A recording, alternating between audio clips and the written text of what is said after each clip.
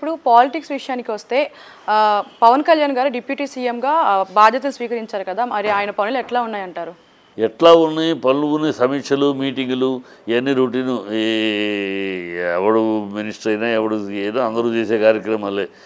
ముందు సమావేశాలు, ఆఫీసర్ని పిలుస్తూ సిబ్బందిని పిలిచి మాట్లాడు. ఇవి కూడా పెద్దదో గొప్పగా ఎవడు చేసి ఎవడైనా ఎవడు అక్కడ సీట్లో కూర్చున్నా వాళ్ళు చేయాల్సిన పనులే.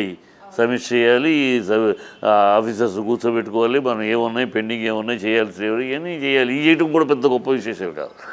అసలు ఇవాళ పవన్ కళ్యాణ్ ముందున్న సమస్య, అతను ఇవాళ ప్రజలకి తన చెంపలు వాయించుకుని తన చెప్పుతోటి ఎవరు చెప్పుతోటి కొడతానని చెప్పేస్తాడు. ఆ చెప్పుతోటి తనే కొట్టుకుని ప్రజలకు క్షమాపణ చెప్పాల్సిన అవసరం ఉంది. ఎందుకు అని అడగండి. 32,000 మంది అమ్మాయిలు మిస్ అయిపోయారు. వాళ్ళ రికార్డ్స్ ఈ వాలంటీర్స్ తీసుకెళ్ళి వాళ్ళ డీటెయిల్స్ తీసుకెళ్ళి ఆ డేటాని ఎక్కడో అమ్మేశారు. అమ్మేయటం వల్ల అమ్మాయిలు మిస్ అయిపోయారు, వేశ్యాగృహాలకు అమ్మేయబడ్డారు అని మాట్లాడాడు. ఇది నాకెవరో నేను ఊహించింది కాదు, ఎవరో ఒక ఆఫీసర్, ఇంటెలిజెన్స్ ఆఫీసర్ చెప్పాడు అని ఘంటాపథంగా చెప్పాడు. సమయం వచ్చినప్పుడు నేను రివీల్ చేస్తానని చెప్పాడు. వాళ్ళని కాపాడాల్సి ఈ ప్రభుత్వం పట్టించుకోవట్లేదు అని మాట్లాడు. అందరూ నమ్మాం. అమ్మో 32,000 మంది అమ్మాయిలు మిస్సింగే మన రాష్ట్రానికి, అది బాగా నమ్మాం. ఆఖరికి ఏ స్టేజ్కి వెళ్తే బయట రాష్ట్ర వాళ్ళు వాళ్ళ అమ్మాయిని వాళ్ళ ఆడపిల్లని మన ఆంధ్ర రాష్ట్రంలో పెళ్ళికి ఇవ్వడానికి కూడా పిల్లలకి ఇవ్వడానికి కూడా భయపడ్డారు. అమ్మమ్మ అక్కడ ఆడపిల్లలు వస్తే కిడ్నాప్ అయిపోతారంటే మన పిల్ల అక్కడ వద్దని ఆ స్టేజ్కి వెళ్ళిపోయింది. నేను నమ్మారు, ప్రజలు నమ్మారు.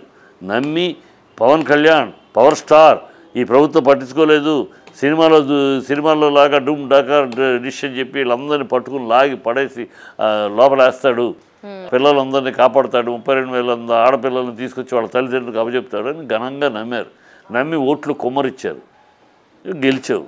ఇవాళ నిన్న పార్లమెంట్లో ఎక్కడో కూడా కాదు, పార్లమెంట్లో బండి సంజయ్ ఒక ప్రశ్న అడిగాడు పార్లమెంట్లో. ఇలాగ 32,000 మంది మిస్ అయిపోయారని మొన్న ఎన్నికలప్పుడు ఆంధ్రప్రదేశ్లో నానా హంగామా జరిగింది.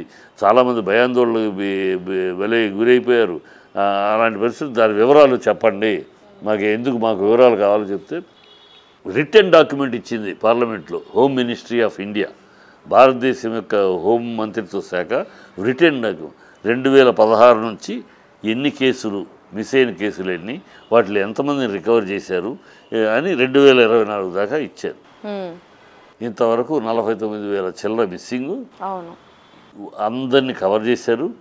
ఒక 700 మంది మాత్రమే దొరకలేదు, ఇంకా వివరాలు దొరకలేదు. మిగతా అందరినీ మిస్ అయిన వాళ్ళందరినీ తప్పించుకుని, ఇందులో మిస్ అయిన వాళ్ళందరూ కూడా చదువు వల్ల, ప్రేమ వల్ల, అమ్మా నాన్న తోటి గొడవ వల్ల ఇలా పారిపోయిన వాళ్ళు తప్పితే మళ్ళీ తర్వాత మొత్తం రికవర్ చేసి తీసుకొచ్చారు.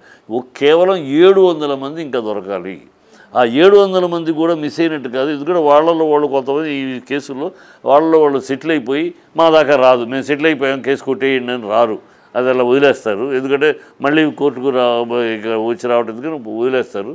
సో వాళ్ళు కలిసిపోయారు కదా, మళ్ళీ కాదు మమ్మల్ని ప్రెషర్ చేయరు, మా అమ్మాయి ఎక్కడ మా అబ్బాయి ఎక్కడ అని ప్రెషర్ చేయరు, సైలెంట్ అయిపోతారు. అలాంటి కేసులు 700లో కూడా చాలా అని ఈ 32,000 అనేది వచ్చి బూటకం, ఇది కేవలం రాజకీయంగా మాట్లాడిన అబద్ధం అని నిండు పార్లమెంటులో మంత్రిత్వ శాఖ రిటర్న్ డాక్యుమెంట్ ఇచ్చింది. ఇప్పుడు మరి ఇప్పుడు పవన్ కళ్యాణ్ ఇప్పుడు మాట్లాడాలి.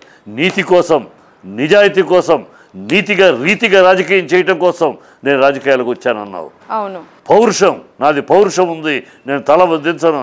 ఇప్పుడు నీవు పౌరుషం ఉన్నవాడు అయితే, రీతి ఉన్నవాడు అయితే, నిజాయితీగా రాజకీయాలు చేసేందుకు వచ్చినాడు అయితే నువ్వు తల వంచి, నేను అబద్ధం ఆడాను, ఆ రోజు నిజం కాదు, అబద్ధం ఆడాను, ఓట్ల కోసం మిమ్మల్ని భ్రమలో నెట్టడం కోసం మీ దగ్గర అబద్ధం ఆడాను, నన్ను క్షమించండి అని తీసుకుని చెప్పుతోడు తను కొట్టుకుని ప్రజల ముందు చంపలేసుకుని నేను అబద్ధం ఆడాను, నన్ను క్షమించండి అని అడగాల్సిన అవసరం ఉంది. లేకపోతే ప్రజలు ఊరుకోరు. ఎంత అబద్ధం ఆడతావా? ఒక రాష్ట్ర పరువు తీస్తావా నువ్వు నీ రాజకీయాల కోసం? ఒక రాష్ట్రం 32,000 మంది ఆడపిల్లలు తప్పిపోతే పట్టించుకొని రాష్ట్రంలో అమ్మాయిల్ని లేపుకెళ్ళిపోతున్నారు, కిడ్నాప్ చేసుకెళ్ళిపోతున్నారు, ఆంధ్ర రాష్ట్రం పరువు తీస్తాను. ఇప్పుడు అట్లా నిజంగా నిజం లేదంటారా? లేదు, పార్లమెంట్లో చెప్పినా ఇంకేముందమ్మా, పార్లమెంట్లో రిప్లై అది ఎవరో మామూలు రాజకీయ మీటింగుల్లో కాదు, పార్లమెంట్లో బండి సంజయ్, అది కూడా మళ్ళీ బయటోడు కూడా కాదు, కూటమిలో పార్టీనే బండి సంజయ్ అడిగాడు పార్లమెంట్లో ప్రశ్నోత్తరాల సమయంలో, ఈ విషయం వివరణ ఇవ్వండి. 32,000 మంది అంటే ఒకళ్ళు ఇద్దరు కాదు, 32,000 మంది మిస్ అయ్యారంటే మామూలు మాట కాదు ఇది. 2 ఏళ్ల క్రితం 32,000 మంది అన్నారు, ఇంకెంతమంది మిస్ అయ్యారు, దీనిపై వివరణ కావాలని అడిగాడు. ఒక మెంబర్గా పార్లమెంట్ బాధ్యతగా అడిగాడు. దానికి పార్లమెంటు టోటల్గా రికార్డు తీసుకొచ్చి పార్లమెంట్లో పెట్టింది. ఇది రికార్డు, దీంట్లో 32,000 పచ్చి అబద్ధం, రాజకీయం కోసం వాడిన ఒక వాక్యం తప్పితే ఇది కాదు అని ఇప్పుడు తనకు ఆ ఇన్ఫర్మేషన్ చెప్పిన ఆఫీసర్ ఎవడు, ఆ సన్నాసిని రోడ్డు మీదకి తీసుకోవాలి పవన్ కళ్యాణ్. నాకు ఈ సన్నాసి ఇన్ఫర్మేషన్ ఇచ్చాడు, ఈ సన్నాసి మాటలు నమ్మి నేను ఈ సన్నాసి అబద్ధాలు చెప్పాను అని ప్రజల ముందు క్షమాపణ చెప్పారు. ఓట్ల కోసం మాత్రమే ఆయన ఇట్లా మాట్లాడారు. ఓట్ల కోసం మాత్రమే. పవన్ కళ్యాణ్ ఇలా చేస్తాడని ఎవరు ఎక్స్పెక్ట్ చేయాలి. పవన్ కళ్యాణ్ మాట వెళ్తే నేను నీతి కోసం, రీతి కోసం, నిజాయితీ కోసం, ప్రశ్నించడం కోసం వచ్చారనేగా మాట్లాడాడు. అవును, ఇప్పుడు శుద్ధ రాజకీయాలని వీళ్ళు అబద్ధాలు ఆడతారా, ఏది నేను చెయ్యను అని కదా మాట్లాడాడు. మరి వాళ్ళు దీనికి సమాధానం చెప్పాలి కదా.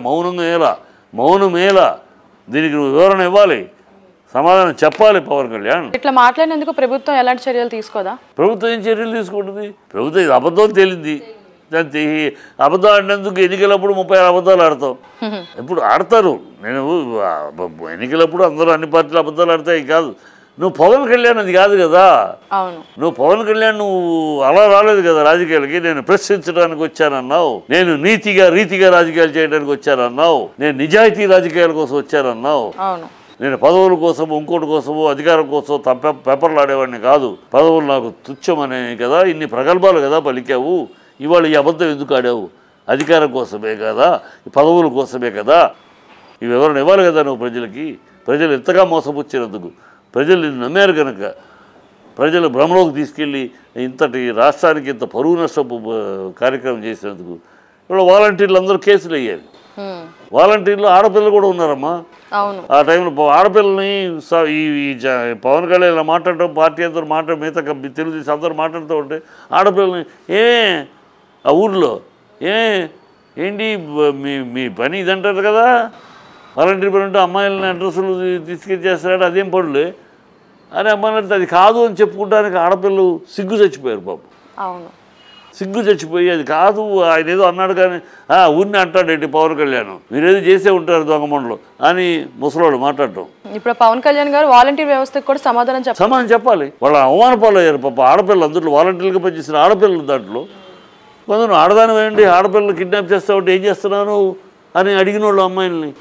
అయ్యో మాకు తెలిసి ఏం జరగలేదు అంటే తెలియకుండా చెప్తాడు, అన్నీ బయటకు వస్తాయిలే, పవన్ వచ్చాడు కదా, పవన్ తీసుకొస్తాడులే బయటికి అని నమ్మారు. నేను ఇంత నమ్మకం నమ్మినందుకు ఇంత మోసం చేస్తావా పవన్ కళ్యాణ్? ఎందుకైనా నువ్వు రాజకీయాలకు వచ్చింది? ఇదేనా నువ్వు చెప్పిన రీతి? ఇదేనా నువ్వు చెప్తున్న నిజాయితీ రాజకీయాలు? You have to answer to the public. చూడాలి పవన్ కళ్యాణ్ గారు ఈ విషయం మీద ఎలాంటి ఆన్సర్ ఇస్తారని.